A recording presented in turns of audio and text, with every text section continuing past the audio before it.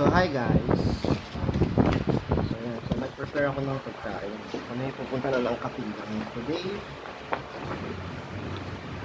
Kami ay mamaya. Text ko sa inyo guys. Ang baon namin today. Kami ay we're going to Kapilya. Kasi doon kami na manananghalian. So, ito lang akin na-prepare guys. Isang chicken. Tapos, isang chicken. Siyempre, hindi lang chicken, ano.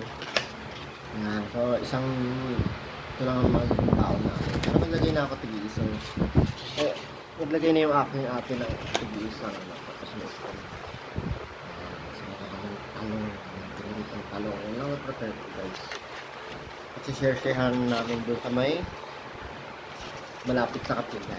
So, ganun lang naman. Kampi lang naman. Ito lang aking nakayanang i-prepare. Kasi sumamba yung aking maliit. Sumamba na yung bunso namin. So ako ngayon ay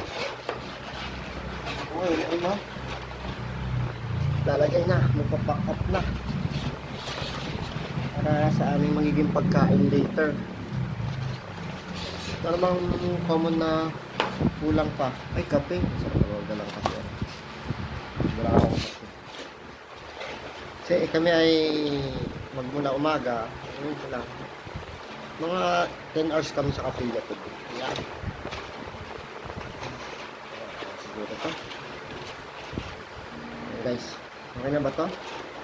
Ayan. So, bit-bit na namin yung aming mga pwedeng madala. Ayan. Kasi mamaya, tapos ng pagsamba, kakain kami.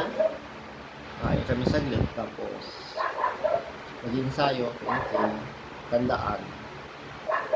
Pulong ng kalihim. Ensayo pa ng mga nag-organ.